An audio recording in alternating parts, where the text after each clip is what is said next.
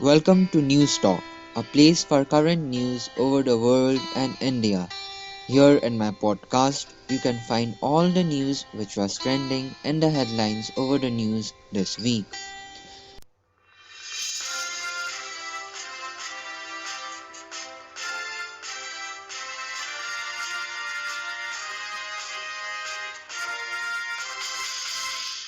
Good morning. Today is 23rd of January 2021 and I am Nikanor Thapa with your podcast News Talk. I'm sorry for skipping some of my episodes in the past weeks. In today's series of episode News over the World and India, which is the first episode from this series for the year 2021, I will be giving a brief news on what Donald Trump said in his farewell speech. Then we will see what a young poet said on the new US president's presidential inauguration on Wednesday and what India's government has offered the farmers of India and more. But before that, we will see the headlines of the news of this week. Donald Trump gave his farewell address on Tuesday. Joe Biden sworn in as 46th President of United States and Kamala Harris as first woman Vice President of United States on Wednesday. United States Secretary of State Mike Pompeo said on Tuesday that China has committed genocide in its repression of the Uyghurs and other mainly Muslim peoples. Italian Prime Minister wins crucial vote to stay in power. A Thai woman has been jailed for 43 years for criticizing the royal family, the country's harshest ever sentence for insulting the monarchy. A 500-year-old painting has been discovered in a flat in Italy on Saturday and was returned to a museum where staff were unaware it had even been stolen. A huge snowstorm struck a highway in Japan on Tuesday, causing a 130 vehicle pileup, killing one person and injuring 10. Egyptian woman arrested for baking indecent cakes. Madrid explosion leaves two dead. Zimbabwe foreign minister dies from COVID-19. Bombay High Court grants relief from arrest to Tandav director and others on Wednesday. High-resolution cameras installed to check nuisance in Himachal's Atal tunnel. Central Government of India ready to pause farm laws for 1.5 years. Farmers reject the offer. The newly sworn-in President Joe Biden signs 10 executive orders to tackle COVID. Fire at world's largest vaccine producer kills 5 in India. Baby harvesting syndicate arrested in Ghana. 15 dead as fire guts Ukraine's home for elderly. Italian Coast Guard recovers huge whale carcass. Aman Gorman, a young poet, reads a poem in the presidential inauguration. Man dies while playing kabaddi in Chhattisgarh. 145 people infected with United Kingdom's coronavirus strain in India. Central Government of India approves construction of 1.68 lakh houses under PM Housing Scheme. India's vaccine diplomacy in South Asia pushes back against China. 9.99 lakh healthcare workers of India received vaccine shots till now. Plea against bail to Samajwadi Party's Azam Khan in forgery case quashed. Violence broke out outside BJP office in Bengal on Thursday. Vehicles set on fire. Google has threatened to remove its search engine from Australia over the nation's attempt to make the tech giant share royalties with news publishers. Brazil is running out of oxygen in second COVID wave. Chinese mine survivors to remain trapped for 2 more weeks. Japan insists Olympics are on track as doubts grow. Olympic organizers hope the COVID-19 vaccine will mean the rescheduled Tokyo 2020 Games can take place in July, despite a newspaper report on Friday casting doubts on their going ahead. Srivijaya air crash probe looks into auto throttle. Canadian Governor-General Julie Payette has resigned amid claims she created a toxic work environment for her staff. Adar Poonawalla says no damage to vaccine on Serum Institute fire. Chief Minister of Gujarat says Gujarat cops to soon wear body cams which will check conduct. Covaxin Phase 1 trial clears Lancet review, Phase 3 trial ongoing. Indian mathematician Nikhil Srivastava wins Michael Scialla Held Prize. Ex-Chief Justice of India Ranjan Gogoi given Z+ security cover. Two Sri Lankans carrying heroin worth 1,000 crore rupees arrested in Chennai. Popular bhajan singer Narendra Chanchal dies. Prime Minister tweets condolences. 6 migrant workers dead after falling into pit in Meghalaya forest. Now we will look at some of these headlines slowly. Donald Trump's farewell. United States President Donald Trump has made his farewell address before leaving office, saying, "We did what we came to do and so much more." In a video posted on YouTube, he said he took on the tough battles, the hardest fights, because that's what you elected me to do.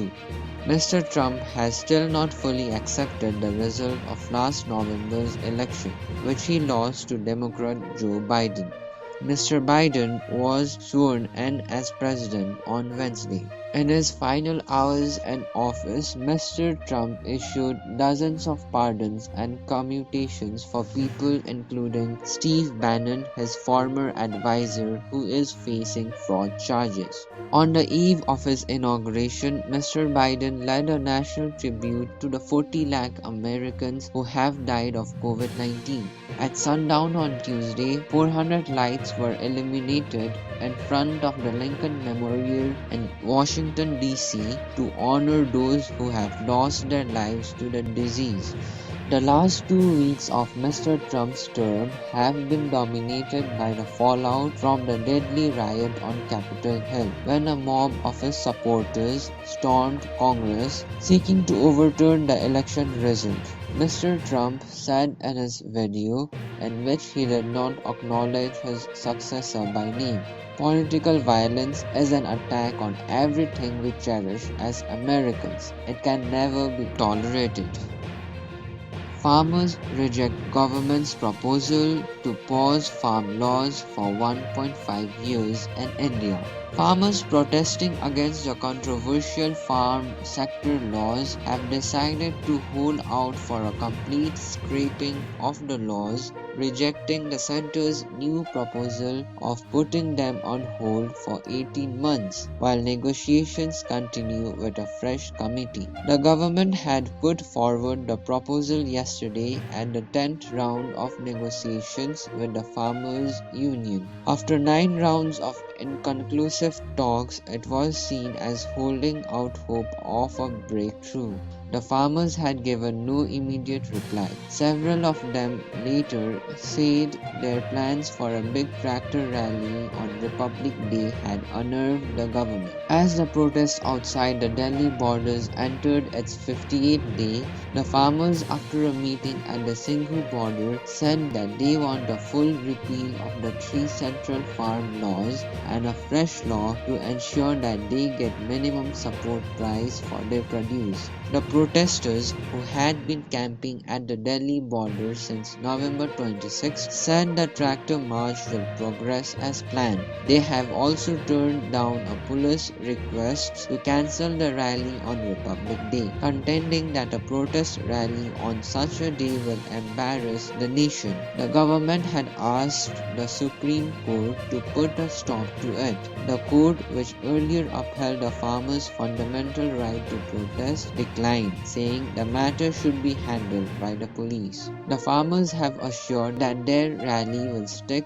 to the ring road, which runs along the periphery of the city, and won't clash with the traditional prestigious parade held on Rajpath. Contending that their peaceful movement is becoming a people's movement, the farmers said on Republic Day. Similar protest rallies will be held in many states, including Karnataka, Kerala, Uttarakhand, and Chhattisgarh.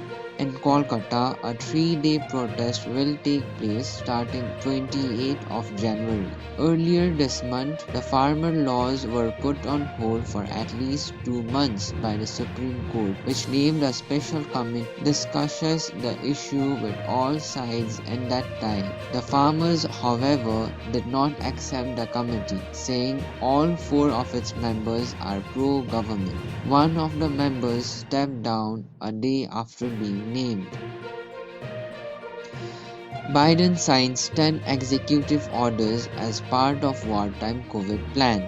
President Joe Biden has signed a raft of executive orders to boost the fight against COVID, which has ravaged the United States of America. Vaccination will be accelerated and testing increased. Emergency legislation will be used to increase production of essentials like masks. Announcing the 10 measures, Mr. Biden said it would take months to defeat the pandemic, but America would get through this if people stood together. The moves come a day after Mr. Biden was sworn in as the 46th president. In a break with former President Donald Trump, the policy stresses a national strategy rather than relying on states to decide what is best. The Trump administration was widely accused of failing to get to grips with the pandemic. In terms of total deaths from coronavirus, the United States is the worst hit country with more than 40,06,000 lives lost, according to Johns Hopkins University. Nearly 24.5 million have been infected. European Union mulls training Mozambique troops to fight militants. The European Union may help train Mozambican troops to help step up the fight against Islamic militants. The announcement was made by Portugal's Foreign Minister Augusto Santos Silva, which is on a 3-day visit to Mozambique, representing the European Union's top diplomat Josep Borrell. After meeting President Filipe Nyusi, Mr. Santos Silva said the president had been very clear in identifying the areas where increased security cooperation could immediately benefit Mozambique. Humanitarian assistance for the population of the northern province of Cabo Delgado, which has been under attack from militants since October 2017, driving an estimated 570,000 people from their home, was also mentioned. The Portuguese diplomat said European Union support might also be extended to the Agency for the Integrated Development of the North, a recently established body intended to drive the development of all 3 northern provinces, namely Cabo Delgado, Niassa, and Nampula. China mine rescue. Survivors to remain trapped at least 2 more weeks. Rescuers are unable to save a group of miners trapped hundreds of meters underground. They have been trapped since an explosion closed the entrance tunnel to the Hushan gold mine in Shandong province on 10th January. Authorities made contact with 11 surviving miners a week after the blast, but one has since died. Rescuers have drilled small holes to supply food and medicine to the men. The cause of the explosion that sealed the mine entrance is still not known. The fate of another 11 miners trapped by the blast is unclear. Authorities have been unable to communicate with them despite lowering food and messages into other areas of the mine. The group discovered alive told rescuers they had established communication with a lone miner about 100 meters below them. but had since lost touch with him. Indonesia plane crash probe focuses on auto throttle. Investigators looking into the Sriwijaya air crash in Indonesia say they are now focusing on the plane's auto throttle. 62 people were on board the passenger plane when it plunged into the sea minutes after taking off from Jakarta on 9th of January.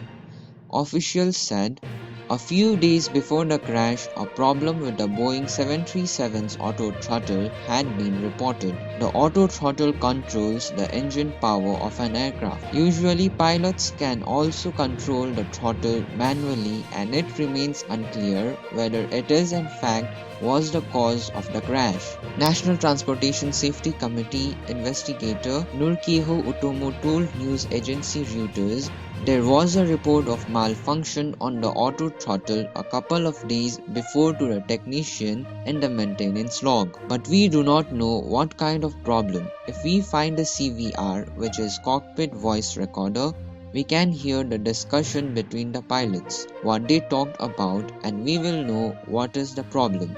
So far, only the aircraft's flight data recorder has been recovered from the debris in the Java Sea. Divers are still searching for the cockpit voice recorder.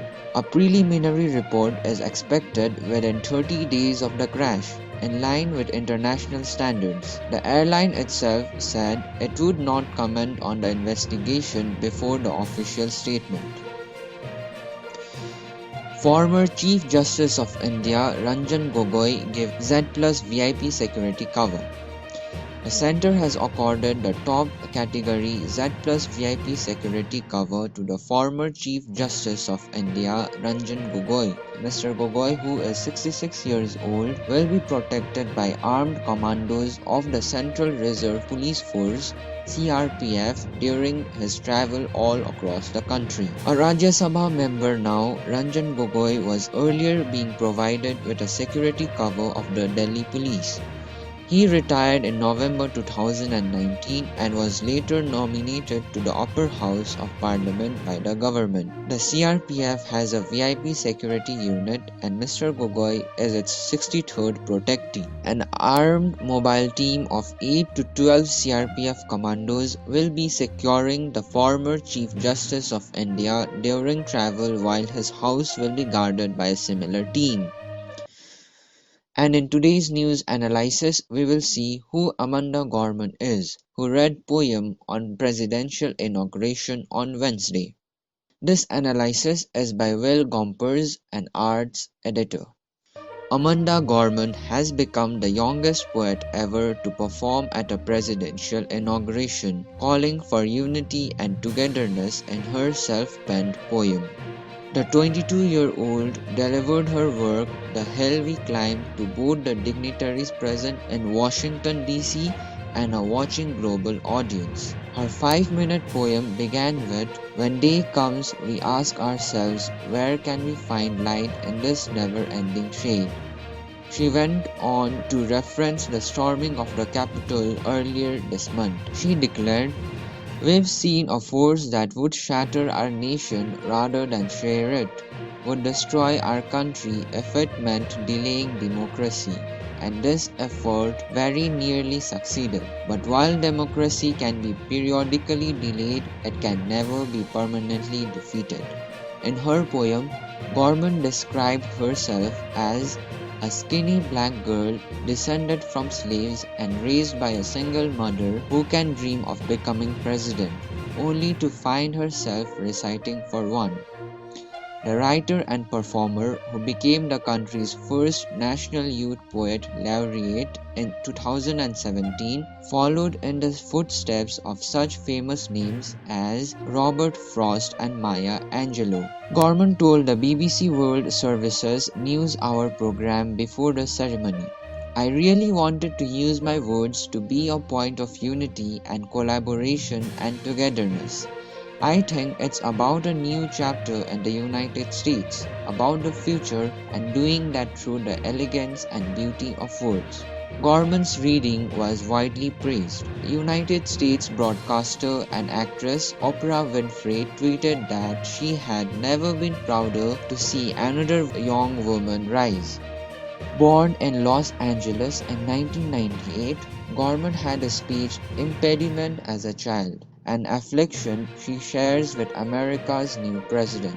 She said in a recent interview with the Los Angeles Times that it's made me the performer that I am and the storyteller that I strive to be. When you have to teach yourself how to say sounds and be highly concerned about pronunciation, it gives you a certain awareness of sonics of the auditory experience. Gorman became LA's Youth Poet Laureate at 16. 3 years later, while studying sociology at Harvard, she became National Youth Poet Laureate. She published her first book, The One for Whom Food Is Not Enough, in 2015 and will publish a picture book, Change Sings, later this year. And today here in the Kalimpong town, there will be a high of 16 degrees Celsius and low of 6 degrees Celsius. That's all for the news for now.